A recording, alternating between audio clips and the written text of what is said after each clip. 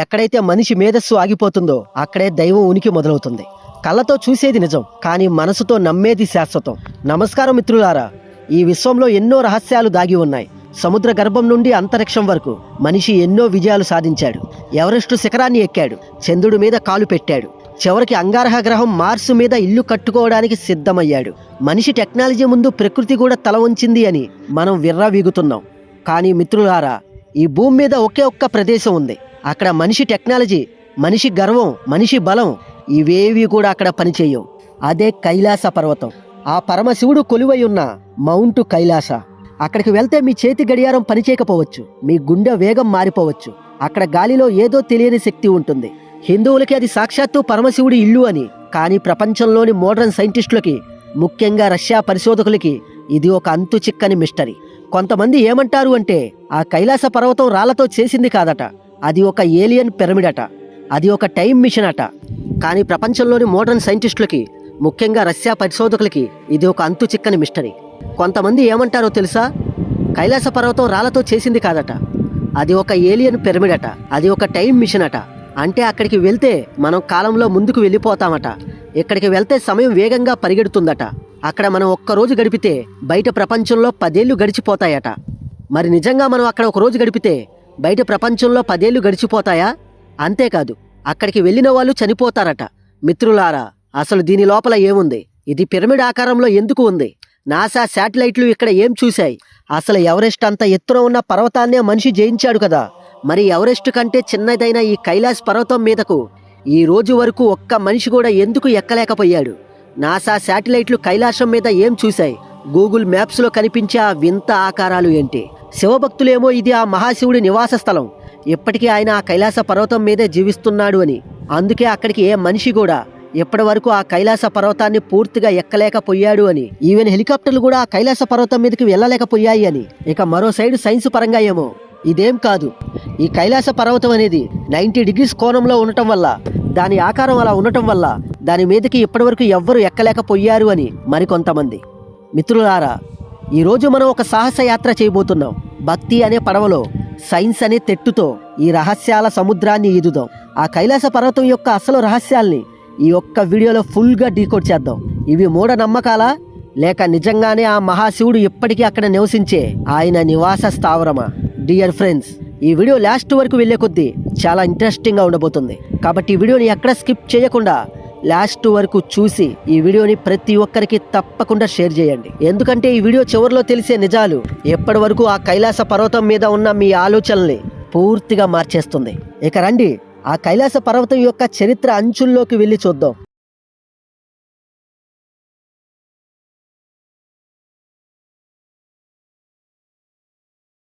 మిత్రులారా, కైలాస పర్వతం యొక్క మిస్టరీని మనం పూర్తిగా ఛేదించాలి అంటే మనం కాలంలో కొన్ని సంవత్సరాలు వెనక్కి, అంటే అది 1990వ సంవత్సరంలోకి వెళ్ళాలి. అది 1990వ సంవత్సరం. రష్యా దేశానికి చెందిన ఒక ప్రముఖ కంటి డాక్టర్ ఉన్నారు. ఆయన పేరు డాక్టర్ ఎర్నాస్ట్ మొల్దాసేవ్. ఈయన మామూలు వ్యక్తి కాదు, కళ్ళ ఆపరేషన్లో చాలా పెద్ద నిపుణుడు. మిత్రులారా, సాధారణంగా డాక్టర్లు హాస్పిటల్లో ఉంటారు, కానీ ఈయన ఒక అడ్వెంచర్. ప్రపంచంలో ఎక్కడ వింతలు ఉన్నాయో అక్కడికి పరిగెత్తుకుంటూ వెళ్తూ ఉంటాడు. అయితే 1999లో ఈ మొల్దాసేవ్ తన టీంతో కలిసి టిబెట్లోని కైలాస పర్వతం దగ్గరకు ఒక పరిశోధన కోసం వచ్చాడు. వాళ్ళు అక్కడ కొన్ని వారాల పాటు ఉన్నారు. అక్కడ గుడారాలు వేసుకుని పడుకున్నారు, అక్కడ గాలి పీల్చారు, అక్కడి బౌద్ధ సన్యాసులతో కూడా మాట్లాడారు. కానీ ఎప్పుడైతే వాళ్ళు ఆ యాత్ర ముగించుకొని రష్యా తిరిగి వెళ్ళారో అప్పుడు వాళ్ళు ప్రపంచ మీడియాలో ప్రపంచం మొత్తం ఆశ్చర్యపోయే ఒక విషయాన్ని చెప్పాడు. అప్పుడు ఈ మొల్దాసేవ్ చెప్పిన మాటలు విని ప్రపంచం మొత్తం ఒక్కసారిగా షాక్ అయింది. ఆయన ఏమని చెప్పాడు అంటే, మేము అక్కడ చూసింది పర్వతం కాదు, అది మనిషి చేతులతో కాదు, ఏదో శక్తితో నిర్మించబడిన ఒక భారీ పిరమిడ్ అని. అంతేకాదు, ఆయన ఇంకా ఇలా వివరిస్తూ, ఈజిప్టులో పిరమిడ్లు ఉన్నాయి కదా, ఈజిప్ట్లో ఉన్న పిరమిడ్లు మొత్తం దాని ముందుకి ఏమాత్రం సరిపోవు, కానీ కైలాసం అనేది ప్రపంచంలోనే అతిపెద్ద పిరమిడ్ అని చెప్పాడు. ఇది సహజంగా ఏర్పడింది కాదు, దీని లోపల నిండా రాళ్ళు లేవు, దీని లోపల ఒక బోలులా ఉంది, అంటే ఖాళీగా ఉంది. దీని లోపల ఎన్నో రహస్య గదులు, సొరంగాలు ఉన్నాయి. అక్కడ ప్రాచీన కాలం నాటి మహర్షులు, యోగులు ఇప్పటికీ వాళ్ళు అక్కడ ధ్యాన సమాధి స్థితిలో ఉన్నారని, అంటే అక్కడ కొన్ని వందల సంవత్సరాల నాటి మహా యోగులందరూ అక్కడ ఆహారం లేకుండా ధ్యాన సమాధి స్థితిలో ఉన్నారని ఆయన చెప్పుకొచ్చాడు. అయితే ఆయన చెప్పిన మాట వినగానే ప్రపంచం మొత్తం ఒక్కసారిగా ఆశ్చర్యపోయింది. అయితే ఇక్కడే ఇంకో భయంకరమైన షాకింగ్ విషయం ఏమిటో తెలుసా? ఆ కైలాస పర్వతాన్ని అధిరోహించిన ఆ ముల్దాసేవ్ ఒక విషయాన్ని కూడా చెప్పాడు. మాకంటే ముందు కొన్నేళ్ల క్రితం 4 పర్వతారోహులు ఆ కైలాసాన్ని ఎక్కడానికి ప్రయత్నించారు అని. వాళ్ళు అక్కడ ఆ కైలాస పర్వతం మీదకి కొంత ఎత్తుకు వెళ్ళాక వాళ్ళకి ఏదో తేడాగా అనిపించి భయంతో అక్కడి నుండి వాళ్ళు వెనక్కి వచ్చేశారని ఆయన చెప్పుకొచ్చాడు. కానీ ఇక్కడ అసలు ట్విస్ట్ ఏంటంటే వాళ్ళు అక్కడి నుండి తిరిగి వచ్చిన ఆ ఏడాది లేదా ఆ ఏడాదిన్నర లోపే ఆ కైలాస పర్వతాన్ని సగం అధిరోహించిన ఆ 4 సడన్ గా ముసలి వాళ్ళైపోయి చనిపోయారు. ఒక్కసారి ఊహించండి మిత్రులారా, యువకులుగా వెళ్ళిన వాళ్ళు 1 సంవత్సరంలోనే ముసలి వాళ్ళై చనిపోవడం ఏంటి? అసలు అక్కడ ఏం జరుగుతుంది? ఆ ముల్దాసేవ్ టీం మెంబర్లో ఉన్న ఒక వ్యక్తి సజ్జీ సిల్వర్ స్టోఫ్ అయితే ఏకంగా ఆ కైలాస పర్వతం ఒక టైం మిషన్ అని, అక్కడ కాలం భూమి మీద ఇతర ప్రాంతాల కంటే చాలా వేగంగా పరిగెడుతుంది అని ఒక స్టేట్మెంట్ కూడా ఇచ్చేశాడు. మిత్రులారా, అసలు అక్కడ నిజంగానే సమయం వేగంగా వెళ్తుందా లేదా అది వాళ్ళ అపోహ మాత్రమేనా అనే విషయాల్ని మనం డీప్ డౌన్ గా తేల్చాలి అంటే దీనికి వాళ్ళు చూపించిన సాక్ష్యాలు ఏంటి అనేది మనం ఇప్పుడు ముందుగా క్లియర్ గా తెలుసుకోవాలి. దానికంటే ముందుగా మనం ఒక విషయాన్ని తెలుసుకోవాలి, అదే టైం డైలేషన్. అసలు ఈ టైం డైలేషన్ అంటే ఏంటో మీకు సింపుల్ గా చెప్తాను వినండి. మీరు ఇంటర్స్టెల్లార్ సినిమా చూసుంటే మీకే అర్థమవుతుంది. అందులో హీరోలు వేరే గ్రహం మీదకి వెళ్తారు. అక్కడ వాళ్ళు గడిపే 1 గంట భూమి మీద 7 సంవత్సరాలతో సమానం. అంటే అక్కడ కాలం స్లోగా ఉంది, భూమి మీద ఫాస్ట్గా ఉంటుంది. కానీ కైలాస పర్వతం విషయంలో చూస్తే ఆ రష్యా శాస్త్రవేత్తలు చెప్పింది దీనికి రివర్స్. వాళ్ళు ఏమంటున్నారంటే, మేము కైలాసం దగ్గర ఉన్నప్పుడు మా గోర్లు, మా జుట్టు చాలా వేగంగా పెరిగిపోయాయి. సాధారణంగా ఎవరికైనా గోర్లు పెరగడానికి 2 వారాలు పడితే అక్కడ కేవలం 12 గంటల్లోనే మా గోర్లు పెరిగిపోయాయని చెప్పారు. అసలు దీని అర్థం ఏంటి? ఆ కైలాస పర్వతం దగ్గర మన శరీర కణాల వయసు నిజంగానే వేగంగా పెరిగిపోతుందా? అందుకే ఆ 4 క్లైంబర్స్ చనిపోయారా? అది కాదు మిత్రులారా, మన ఇండియాకి చెందిన ప్రముఖ ఆధ్యాత్మిక గురువు జగ్గి వాసుదేవ్ గారు కూడా ఆ కైలాస పర్వతం గురించి ఒక సందర్భంలో ఇలా అన్నారు. నేను ఒకసారి ఆ కైలాస పర్వతం దగ్గర ఒక 2-3 గంటలు గడిపాను. కానీ నేను తిరిగి వచ్చాక నా ముఖం చూసుకుంటే నాకు ఒక 10-15 ఏళ్ళు వయసు పెరిగినట్టు నాకు అనిపించింది అని ఆయన చెప్పారు. అయితే మిత్రులారా, వీళ్ళ మాటలు వింటుంటే మనకి అక్కడ నిజంగానే సమయం వేగంగా గడుస్తుందేమో అని మీకు అనిపిస్తుంది కదూ. కానీ దాని వెనుక అస్సలు తాంత్రికం అది కాదు. ఇక్కడ నుండి కొంచెం శ్రద్ధ పెట్టి జాగ్రత్తగా వినండి. ప్రతి ఒక్కటి మీకు క్లియర్గా వివరిస్తాను. ఆ కైలాస పర్వతం మీద డీప్ డౌన్ గా రీసెర్చ్ చేసిన కొంతమంది సైంటిస్టులు ఏమని చెప్తున్నారు అంటే, ఆ కైలాస పర్వతం అనేది ఈ భూమి మీద సెంటర్ పాయింట్. అందుకే అక్కడ విపరీతమైన కాస్మిక్ ఎనర్జీ ఉంటుంది. ఆ ఎనర్జీ వల్లే మన శరీరం రియాక్ట్ అవుతుంది అని తేల్చారు. అయితే కొన్నాళ్లకు వాళ్ళ మాటల్ని కొట్టిపడేసి మరికొందరు ఏమని చెప్పారు అంటే, అక్కడ మ్యాగ్నెటిక్ ఫీల్డ్ అనేది, అంటే అయస్కాంత క్షేత్రం అనేది వేరుగా ఉంటుంది అని చెప్పారు. కానీ మిత్రులారా, ఇక్కడ మనం జాగ్రత్తగా ఆలోచించాల్సిన విషయం ఒకటి ఉంది. గమనించారా? ఇదంతా నిజమేనా? అసలు దీనికి నిజంగా సైంటిఫిక్ ప్రూఫ్ ఏమైనా ఉందా? ఒక కంటి డాక్టర్ చెప్పిన మాటలు మనం గుడ్డిగా నమ్మేయొచ్చా? మిత్రులారా, దీని వెనక ఉన్న అసలు సైన్స్ని నేను ఈ వీడియో చివరిలో డీకోడ్ చేస్తాను. కానీ అంతకంటే ముందు అసలు అది భౌగోళికంగా ఆ కైలాసం ఎక్కడ ఉంది, అసలు అది మ్యాప్ పాయింట్ పరంగా ఆ కైలాస పర్వతం అసలు ఎక్కడ ఉంది, అది ఎందుకు అంత స్పెషల్ అనే విషయాల్ని ఇప్పుడు మనం క్లియర్గా చూద్దాం. మిత్రులారా, మ్యాప్లో చూస్తే కైలాస పర్వతం ఇండియా మరియు చైనా బోర్డర్ నుండి సుమారుగా 100 కిలోమీటర్ల దూరంలో టిబెట్ పశ్చిమ భాగంలో ఉంది. దీని ఎత్తు 6638 మీటర్లు. అయితే ప్రపంచంలో ఎత్తైన పర్వతం మౌంట్ ఎవరెస్ట్, దాని ఎత్తు 8849 మీటర్లు. అంటే ఎవరెస్ట్ కంటే కైలాసం దాదాపు 2200 మీటర్లు చిన్నది.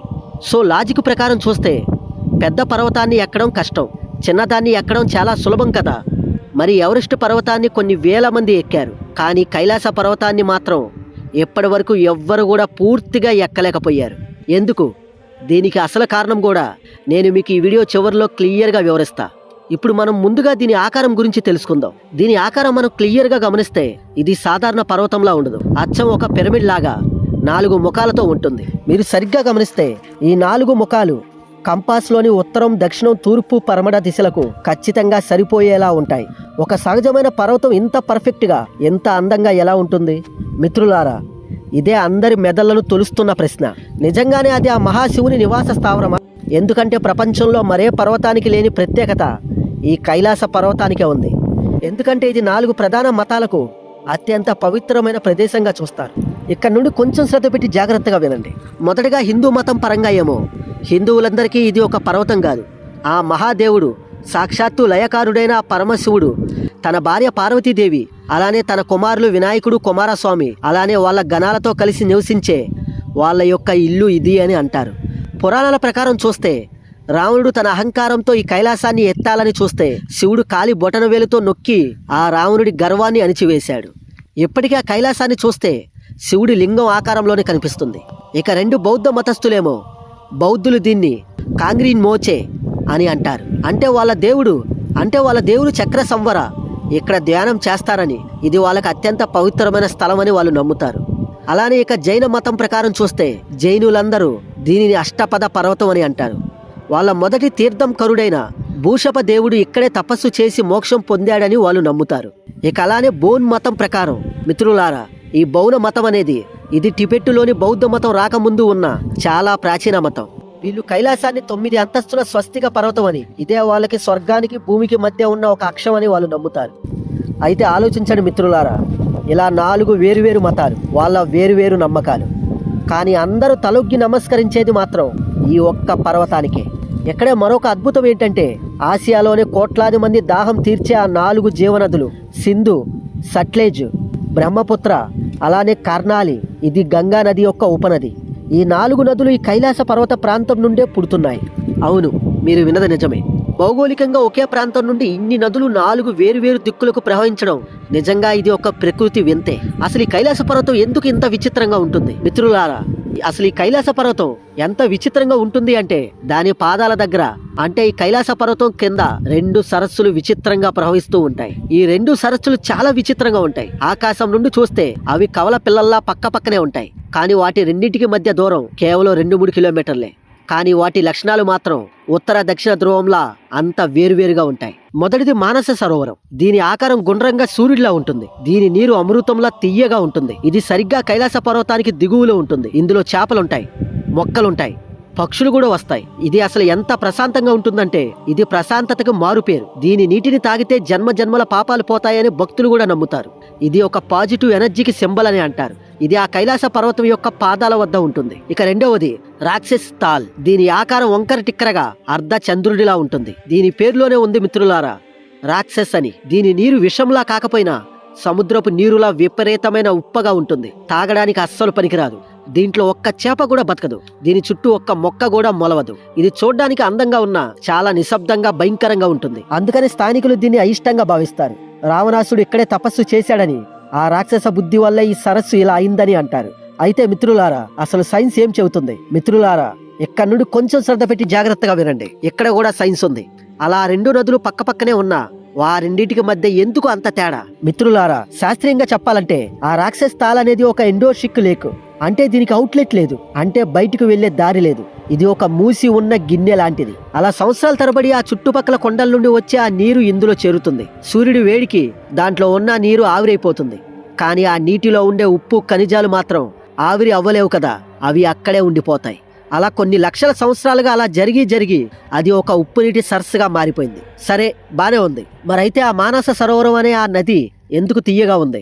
ఎందుకంటే ఆ మానస సరోవరం భౌగోళికంగా కొంచెం ఎత్తులో ఉంది. వర్షం ఎక్కువైపోయినప్పుడు మానస సరోవరం నుండి నీరు పొర్లి ఒక చిన్న కాలువ ద్వారా ఆ రాక్షస్ తాల్లోకి వెళ్తుంది. అంటే ఆ మానస సరోవరం నుండి పాత నీరు వెళ్ళిపోతూ ఉంటుంది, మళ్ళీ కొత్త నీరు అక్కడికి వస్తూ ఉంటుంది. అలా నీరు ప్రవహిస్తూ ఉంటే అది ఒక స్వచ్ఛంగా ఉంటుంది. కానీ ఆ రాక్షస తాల్ అనే ఆ నది మాత్రం బయట నుండి అన్నింటినీ తీసుకుంటుంది, కానీ దేన్ని బయటికి పంపదు. అందుకే అది అలా కలుషితమైపోయింది. ఇది ఆ కైలాస పర్వతం యొక్క దాని కాళ్ళ దగ్గర ఉన్న నదుల యొక్క మిస్టరీ.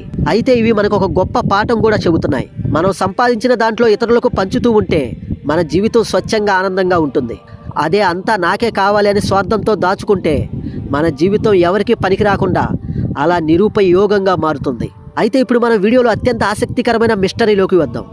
ఆ ఎవరెస్ట్ కంటే చిన్నదైన ఆ కైలాసాన్ని మనిషి ఎందుకు ఇప్పటి వరకు ఎక్కలేకపోయాడు? చంద్రుడి మీదకి వెళ్లి చంద్రుడి మీదే జెండా పాతిన మనిషి కైలాసం మీద ఎందుకు జెండా పాతలేకపోయాడు? ముందుగా ఇంటర్నెట్లో ప్రచారంలో ఉన్న కథనాలు చూద్దాం. మిత్రులారా, అసలు ఆ కైలాస పర్వతాన్ని ఎవరైనా ఎక్కడానికి ప్రయత్నిస్తే వాళ్ళకి అసలు దారే కనిపించదు. అది ఎక్కడానికి ప్రయత్నించిన చాలా మంది చెప్తున్న మాట అదే. వాళ్ళు ఎక్కుతూ ఉంటే హఠాత్తుగా అక్కడ మంచు తుఫాన్లు వస్తాయట. కొందరికైతే అక్కడే గుండె ఆగిపోయిందని చెప్పారు. ఇక మరికొందరికైతే పిచ్చి పట్టినట్లు అవుతుందట. అక్కడ ఏదో అదృశ్య శక్తి వాళ్ళని అడ్డుకుంటుంది అని చెప్తున్నారు. అయితే ఇందులో నిజమెంత? అనే విషయాల్ని మనం డీప్ డౌన్ గా ఛేదించాలి అంటే అసలు ఆ కైలాస పర్వతం యొక్క అసలు చరిత్ర ఏం చెబుతుందో ముందుగా మనం క్లియర్ గా అర్థం చేసుకోవాలి. 1926 సంవత్సరంలో హ్యూజ్ రట్లెడ్ అనే ఒక బ్రిటిష్ పర్వతారోహుడు, ఇతను ఎంత గొప్ప పర్వతారోహుడు అంటే ఎవరెస్ట్ విజయానికి బాట వేసిన వారిలో ఇతను అగ్రగణ్యుడు. అంటే ఎవరెస్ట్ ఎక్కడానికి మార్గాన్ని నిర్మించిన వాడు ఇతనే. అయితే ఇతను ఆ కైలాస పర్వతాన్ని చూసి దీని ఉత్తర ముఖం 90 డిగ్రీల యాంగిల్లో ఉంది, దీన్ని ఎక్కడం ఎవరికైనా అసాధ్యమని వదిలేశాడు. ఆయన ఆ కైలాస పర్వతం యొక్క దాదాపు 6000 అడుగుల ఎత్తు వరకు వెళ్ళాడు. అంటే ఆ కైలాస పర్వతం యొక్క మొత్తం ఎత్తు సుమారుగా 21,780 అడుగులు. అంటే దాంట్లో కేవలం సుమారుగా పావు వంతు మాత్రమే ఆయన ఎక్కగలిగాడు. ఇతనే ఇప్పటి వరకు అక్కడ వరకు ఎక్కిన వ్యక్తి. అక్కడి నుండి అతనికి విపరీతమైన పొగమంచు, అక్కడి నుండి ఆయన వెంటనే వెనక్కి వచ్చేశాడు. అలా అక్కడి నుండి తిరిగి వచ్చిన తర్వాత ఆయన ఒక మాట చెప్పాడు, నేను ఆ కైలాస పర్వతం యొక్క ఎంత పైకి ఎక్కుతూ వెళ్ళినా ఆ పర్వతం ఇంకా ఎత్తుగా మారుతున్నట్లు నాకు అనిపిస్తుంది అని ఆయన చెప్పుకొచ్చాడు. మిత్రులారా, ఇక రెండో వ్యక్తి కర్నల్ ఆర్.సి. విల్సన్. ఈయన ఇంకొక పర్వతారోహుడు. ఈయన కూడా చాలా గొప్ప పర్వతారోహుడు. అంతా బాగానే ఉంది. ఈయన ఏం చేశాడు అంటే అందరిలాగా కాదు, ఈయన ఒక షేర్పాతో కలిసి, అంటే ఒక ఎక్స్పర్ట్తో కలిసి ఆ కైలాసాన్ని ఎక్కడానికి ఒక దారిని కనిపెట్టాడు. ఇక అంతా బాగుంది, ఇదిగో దారి దొరికింది, మనం ఎక్కేయవచ్చు అని వాళ్ళు అనుకుంటుండగా అప్పటి వరకు ప్రశాంతంగా ఉన్న ఆకాశం హఠాత్తుగా నల్లబడిపోయింది. భారీగా ఒక్కసారిగా అక్కడ మంచు కురవడం మొదలైంది. ఆయన ఇంకా అక్కడ ఒక్క క్షణం కూడా నిలబడలేకపోయాడు.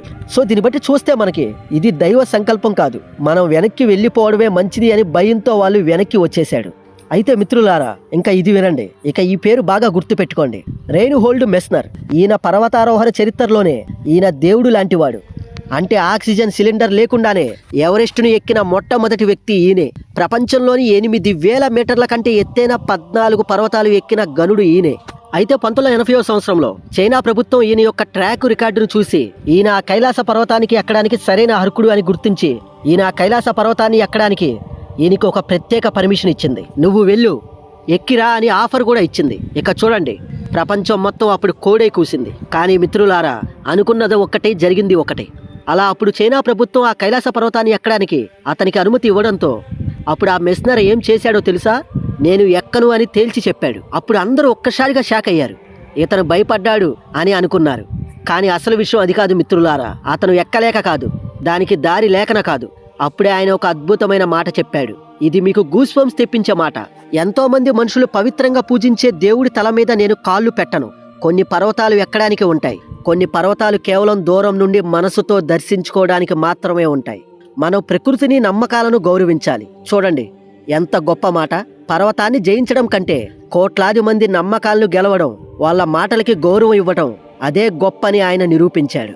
ఇక చివరికి చైనా ప్రభుత్వం ఇక ఎలాగైనా సరే ఈ కైలాస పర్వతం యొక్క అంతు తేల్చాలి అని, ఈ కైలాస పర్వతం మీద అసలు ఏముందో తెలుసుకోవాలి అని, అసలు దీని సంగతి తేల్చాలి అని 2001వ సంవత్సరంలో స్పెయిన్కి చెందిన జీసస్ మార్టినేజ్ అనే ఒక వ్యక్తికి కైలాస పర్వతం ఎక్కడానికి చైనా పర్మిషన్ ఇచ్చింది. ఇతను కూడా మామూలుడు కాదు, ఇతను కూడా గొప్ప పర్వతారోహుడు. ఇతని ట్రాక్ రికార్డులోనే ఇతను ఛేదించలేకపోయింది ఏదీ లేదు. కానీ ఈ విషయం తెలియగానే ప్రపంచవ్యాప్తంగా ఉన్న హిందువులు, బౌద్ధులు, జైన్లు ఒక్కసారిగా బగ్గుమన్నారు. తీవ్రమైన నిరసనలు చేశారు. చైనా ప్రభుత్వాన్ని విపరీతంగా తిట్టారు. మా దేవుణ్ణి అవమానించకండి అని నినాదించారు. దాంతో చైనా ప్రభుత్వం దిగివచ్చి అతనికి ఇచ్చిన ఆ పర్మిషన్ని రద్దు చేసింది. ఇంకా అప్పుడే 2001వ సంవత్సరం నుండి ఆ కైలాస పర్వతం ఎక్కడంపై ప్రతి ఒక్కరికి శాశ్వతంగా నిషేధం విధించింది. అలా 2001వ సంవత్సరం నుండి ఎప్పటి వరకు ఎవ్వరికీ కూడా ఆ కైలాస పర్వతం ఎక్కడానికి పర్మిషన్ లేదు. అంటే దీన్ని బట్టి చూస్తే కైలాసాన్ని ఎవరు ఎక్కలేకపోవడానికి కారణం ఏలియన్స్ కాదు, లేదా ఏదో మ్యాజిక్ కాదు. దానికి ప్రధానంగా 2 కారణాలు ఉన్నాయని మనకి ఇక్కడ తెలుస్తుంది మిత్రులారా. ఒకటి, అది ఎంతో కఠినమైన, ప్రమాదకరమైన దాని యొక్క భౌగోళిక ఆకార నిర్మాణం. ఇక అన్నిటికంటే ముఖ్యంగా ప్రజల యొక్క బలమైన నమ్మకం పట్ల గౌరవం. అయితే ఒక పురాణ కథ ప్రకారం 11వ శతాబ్దంలో మిలరేపా అనే ఒక బౌద్ధ సన్యాసి తన మంత్రశక్తులతో ఆ సూర్య కిరణాల్ని పట్టుకొని ఆ కైలాస పర్వతం పైకి ఎక్కి వెళ్ళాడని అప్పుడు పుకార్లు వచ్చాయి. ఇది చరిత్ర కాదు, ఒక నమ్మకం మాత్రమే. కానీ దీనికి ఎటువంటి ఆధారాలు లేవు. ఇంక ఇప్పుడు మనం మన ఎమోషన్స్ని పక్కన పెట్టి లాజికల్గా ఆలోచిద్దాం. ఆ కంటి డాక్టర్ ముల్దాసేవ్ చెప్పిన టైం ట్రావెల్, నాసా రీసెర్చ్ ఇవన్నీ నిజమేనా? మిత్రులారా, ఇక్కడ నుండి కొంచెం శ్రద్ధ పెట్టి జాగ్రత్తగా వినండి. నేను చెప్పేది ఏమిటంటే, అక్కడికి వెళ్ళొచ్చాక మేము 10 సంవత్సరాలు ఎక్కువ వయసులాగా అయ్యాము అని, మా గోర్లు పెరిగాయి అని, మా జుట్టు పెరిగిందని. సో ఆ కైలాస పర్వతం ఒక టైం మిషన్ అని చెబుతున్నారు. మిత్రులారా, మరి నిజంగానే ఆ కైలాస పర్వతంలో కాలం వేగంగా గడుస్తుందా? అది మనం డీప్ డౌన్గా తెలుసుకోవాలి అంటే ఇక్కడ మనం సైన్స్ పరంగా కొన్ని విషయాల్ని డీప్ డౌన్గా తెలుసుకోవాలి. ఐన్స్టీన్ చెప్పిన సైన్స్ ప్రకారం, ప్రముఖ శాస్త్రవేత్త ఐన్స్టీన్ చెప్పిన సైన్స్ ప్రకారం సమయం వేగంగా మారాలి అంటే దానికి రెండే మార్గాలు ఉన్నాయి. ఒకటి కాంతి వేగంతో ప్రయాణించడం, ఇక రెండు బ్లాక్ హోల్ దగ్గర ఉన్నట్టు దాని దగ్గర విపరీతమైన గురుత్వాకర్షణ శక్తి గ్రావిటీ ఉండడం. కానీ మనం డీప్గా చూస్తే ఆ కైలాస పర్వతం దగ్గర ఈ రెండూ లేవు. మరి గోర్లు, జుట్టు ఎందుకు పెరుగుతున్నాయి? కానీ మిత్రులారా, ఇక్కడ అసలు విషయం ఏంటంటే దీనికి ఎటువంటి సైంటిఫిక్ ప్రూఫ్ లేదు. బహుశా అంత ఎత్తులో ఆ చల్లటి వాతావరణంలో అక్కడ సూర్యరశ్మి బాగా ఎక్కువగా ఉండటం వల్ల, అందువల్ల అక్కడికి వెళ్ళిన వాళ్ళ శరీరంలో జరిగే చిన్నపాటి మార్పుల వల్ల వాళ్ళకి అలా అనిపించి ఉండవచ్చు, లేదా అదొక భ్రమ కావచ్చు. కానీ ఒక్క రోజులో మనిషికి 10 ఏళ్ళు ముసలివాడు అయిపోవడం అనేది ఇది కేవలం కల్పిత కథ మాత్రమే. ఇక నెంబర్ 2, డాక్టర్ ముల్దాసేవ్ నిజమే చెప్పారా? మిత్రులారా, నేను మీకు మొదట్లోనే చెప్పినట్టు ఆయన నిజానికి ఒక కంటి డాక్టర్. ఆయనకు సైన్స్ ఫిక్షన్ అంటే పిచ్చి. ఆయన గతంలో కూడా నేను డాక్యులా కోటను కనిపెట్టాను, జలకన్యలు నిజంగా ఉన్నాయి అని కనిపెట్టాను, జలకన్యలు నిజంగా ఉన్నారు అని నేను చూశాను అనే విషయాలు కూడా ఆయన చెప్పారు. కానీ సైంటిస్టులు ఎవ్వరూ ఆయన మాటల్ని నమ్మరు. ఎందుకో తెలుసా? ఆయన దేనికి ప్రూఫ్లు చూపించలేదు. ఎందుకంటే ఆయన దగ్గర ఎటువంటి ప్రూఫ్లు లేవు కాబట్టి, ఎందుకంటే అవి నిజాలు కాదు కాబట్టి. ఇక మౌంట్ కైలాస సగం వరకు ఎక్కిన ప్రముఖ పర్వతారోహుడు ఒకరు చనిపోయారు అనే దానికి కూడా ఈయన దగ్గర పేర్లు లేవు, ఆ డెత్ సర్టిఫికెట్లు కూడా లేవు. అదొక రోమర్ మాత్రమే. ఇక నెంబర్ 3, ఇక నాసా ఫోటోలు 66666. ఈ నెంబర్ ఏంటి? ఈ మధ్య మీరు కైలాస పర్వతం గురించి ఇంటర్నెట్లో సెర్చ్ చేసినప్పుడు ఇంటర్నెట్లో ఈ మధ్య ఒక ఫోటో తిరుగుతూ కనిపిస్తూ ఉంది. నాసా కైలాస పర్వతంలో శివుడు ముఖాన్ని చూసింది అని ఏకంగా అలా ప్రచారం కూడా చేస్తున్నారు. కానీ మీరు ఇక్కడ సరిగ్గా గమనిస్తే అది పచ్చి అబద్ధం. మిత్రులారా, అది ఫోటోషాప్ చేసిన ఒక ఫోటో మాత్రమే. అలాగే కైలాసం నుండి నార్త్ పోల్ 6666 కిలోమీటర్లు అని, స్టోన్ హెంజ్ 6606 కిలోమీటర్లు అని ఒక లెక్క కూడా చెబుతారు. ఇది కూడా నిజం కాదు. మీరు గూగుల్ మ్యాప్స్లో కొలిస్తే ఆ కైలాసం నుండి నార్త్ పోల్ దాదాపు 6500 నుండి 6600 కిలోమీటర్ల మధ్యలో ఉంటుంది. కానీ ఖచ్చితంగా 6666 కిలోమీటర్లు మాత్రం కాదు. ఇది జనాలను ఆకట్టుకోవడానికి వాళ్ళు సృష్టించిన ఒక నెంబర్ గేమ్ మాత్రమే. అయితే మిత్రులారా, ఇక 4వ విషయం ఏంటంటే ఆ కైలాస పర్వతానికి అసలు ఆ పిరమిడ్ ఆకారం ఎలా వచ్చింది? మిత్రులారా, కైలాసం మానవ నిర్మితం అయితే అస్సలు కాదు. ఇది కోట్లాది సంవత్సరాల క్రితం ఏర్పడిన ఒక అద్భుతమైన పర్వతం. హిమాలయాలు ఏర్పడినప్పుడు టెక్టానిక్ ప్లేట్స్ గుద్దుకోవడం వల్ల ఇది పుట్టింది. దీని పిరమిడ్ ఆకారం వెనుక ఉన్న అసలు కారణం ఏంటంటే గ్లేసియల్ ఎరోషన్. అంటే అక్కడ లక్షల ఏళ్ల పాటు మంచుగడ్డలు ఆ పర్వతపు రాళ్లను 4 వైపుల నుండి కోసుకుంటూ వెళ్లడం వల్ల అది సహజంగానే ఒక పిరమిడ్ ఆకారంలో అలా మారింది. ఇక స్విట్జర్లాండ్ నుండి మ్యాటర్ హార్న్ పర్వతం కూడా ఇలాగే ఉంటుంది. మిత్రులారా, ప్రకృతి ఒక్కోసారి మనిషి కంటే గొప్ప శిల్పిలా పనిచేస్తుంది అనడానికి ఇదే నిదర్శనం. డియర్ ఫ్రెండ్స్, ఇప్పటిదాకా మనం రష్యా శాస్త్రవేత్తలు చెప్పిన ఏలియన్స్ గురించి, టైం ట్రావెల్ గురించి, నాసా ఫోటోల గురించి, అక్కడ వయసు పెరిగిపోవడం గురించి, ఇలా చాలా విషయాల గురించి మాట్లాడుకున్నాం కదా. వాటిల్లో కొన్ని నమ్మాం, కొన్ని కొట్టి పడేశాం. కానీ ఈ ఎపిసోడ్ అంతా మనం చూశాక మనకు అర్థమైంది ఏమిటంటే, మనం అర్థం చేసుకోవాల్సింది ఏమిటంటే ఆ కైలాస పర్వతం దగ్గర ఏలియన్స్ ఉండకపోవచ్చు, ఆ కంటి డాక్టర్ ముల్దాసేవ్ చెప్పిన కథలు అబద్ధం కావచ్చు, కానీ ఆ కైలాస పర్వతం నిజంగానే ఒక అద్భుతం. ఎందుకో తెలుసా? ఈ రోజుల్లో మనిషికి దేని మీద భయం, భక్తి లేకుండా పోయింది. అడవులను నరికివేస్తున్నాడు, నదులను మళ్లించాడు, సముద్రాలను కలుషితం చేశాడు, చివరికి ఆకాశాన్ని దాటి వెళ్ళాడు. తన ఆధిపత్యాన్ని నిరూపించుకోవడానికి ప్రతి దాన్ని నాశనం చేస్తున్నాడు. కానీ ఈ భూమి మీద ఒక్కటంటే ఒక్క ప్రదేశం మనిషి పాదాలతో ఇంకా కలుషితం కాకుండా స్వచ్ఛంగా, పవిత్రంగా, గర్వంగా నిలబడి ఉంది అంటే అది ఆ కైలాస పర్వతం మాత్రమే. ప్రపంచంలో గొప్ప పర్వతారోహులు కూడా మాకు ఆ పర్వతం మీద కాలు పెట్టే అర్హత లేదు అని వెనక్కి తగ్గారంటే అక్కడ ఉన్నది ఏ మ్యాజిక్కో కాదు, అంతకంటే శక్తివంతమైనది ఏదో ఉంది. అదే మనిషిలోని వినయం మరియు భక్తి. మిత్రులారా, ఫైనల్గా నా ఒపీనియన్ ఏమిటంటే కొన్ని రహస్యాలను రహస్యాలుగానే ఉంచడం మంచిది. సైన్స్ పేరుతో ప్రతి దాన్ని తవ్వుకుంటూ పోతే మనకి మిగిలేది రాళ్ళు మాత్రమే. అదే వాటిని మనం భక్తితో చూస్తే అక్కడ మనకు దైవం కనిపిస్తుంది, ప్రశాంతత దొరుకుతుంది. చాలామంది నన్ను అడుగుతున్నారు, బ్రో కైలాసం లోపల ఏముంది, అక్కడ నిజంగానే శివుడు ఉన్నాడా, ఏలియన్స్ ఉన్నారా అని, దాని గురించి ఒక డీటెయిల్గా ఒక వీడియో చెయ్యి బ్రో అని చాలామంది నన్ను అడిగారు. మిత్రులారా, వాళ్ళకి నేను ఫైనల్గా చెప్పేది ఏమిటంటే ఆ పర్వతం రాళ్లతో చేసిందా, లేదా మట్టితో చేసిందా, లేదా పిరమిడ్ ఆకారంలో ఉందా అన్నది ముఖ్యం కాదు. ముఖ్యమైనది ఏమిటంటే ఆ పర్వతం మనలో కలిగించే ఒక భావన. కైలాసం అనేది కేవలం రాయి కాదు, అదొక ఎమోషన్. అది మన అహాన్ని, గర్వాన్ని తగ్గించుకోమని చెప్పే ఒక మోగ గురువు. అందుకే కైలాసాన్ని దూరం నుంచే దర్శించుకుందాం, మన మనసుతో ప్రదక్షిణ చేద్దాం, ప్రకృతిని, నమ్మకాన్ని గౌరవిద్దాం. కైలాసం అనేది బయట లేదు మిత్రులారా, అది మన లోపలే ఉంది. ఎప్పుడైతే మనం మన కోపాన్ని, మన స్వార్థాన్ని, మన అహంకారాన్ని జయిస్తామో అప్పుడే మనం నిజమైన మహాశివుడి కైలాసాన్ని చేరుకున్నట్టు. సైన్స్ ఆ పర్వతాన్ని ఒక బ్లాక్ రాక్ అని పిలవచ్చు, కానీ భక్తులు దాన్ని శివలింగం అని పిలుస్తారు. అంటే సైన్స్ దృష్టిలో అది ఒక జియాలజీ, అదే భక్తికి అది ఒక థియాలజీ. ఈ రెండు వేరు కాదు, సత్యం ఒకటే, దానిని చూసే కోణాలే వేరు. కాబట్టి ఆ కంటి డాక్టర్ ఆ ముల్దాసేవ్ చెప్పిన కథలు నిజమా కాదా అని పక్కన పెడితే, ఆ కైలాస పర్వతం ఎప్పటికీ అక్కడ అజేయంగా పవిత్రంగా నిలబడి ఉండటమే ఈ శతాబ్దపు అతిపెద్ద అద్భుతం. ఇక ఆ పవిత్రతను అలాగనే కాపాడుకుందాం. మన పిల్లలకు ఆస్తులు ఇవ్వకపోయినా పర్లేదు, కానీ ప్రకృతిని గౌరవించే సంస్కారాన్ని ఇద్దాం. ఈ వీడియో చూసిన తర్వాత కైలాసం అంటే మీకు కేవలం ఒక మిస్టరీ లాగా అనిపించకూడదు, అదొక బాధ్యతలాగా అనిపించాలి. ఆ మౌంట్ కైలాస గురించి మీరేమనుకుంటున్నారో కింద కామెంట్ సెక్షన్లో తప్పకుండా తెలియచేయండి. నా ఎక్స్ప్లెనేషన్ మీకు నచ్చితే ఈ వీడియోని ఒక లైక్ చేసి ఈ వీడియోని ప్రతి ఒక్కరికి తప్పకుండా షేర్ చేయండి. అలానే మన ఛానల్కి మీరు కొత్త వారైతే మన ఛానల్ని సబ్స్క్రైబ్ చేసుకొని పక్కనే ఉన్న బెల్ ఐకాన్ని తప్పకుండా ఆన్లో పెట్టుకోండి. మీరు శివభక్తులు అయితే ఓం నమః శివాయ అని తప్పకుండా కామెంట్ చేసి మీ యొక్క మహాదేవుడి మీద ఉన్న భక్తిని చాటుకోండి. మరో ఇంట్రెస్టింగ్ మిస్టీరియస్ టాపిక్లో మళ్ళీ తప్పకుండా కలుద్దాం. అంతవరకు మన వీడియోస్ని చూస్తూ ఉండండి. జై హింద్, జై భారత్, ఓం నమః శివాయ. Thank you.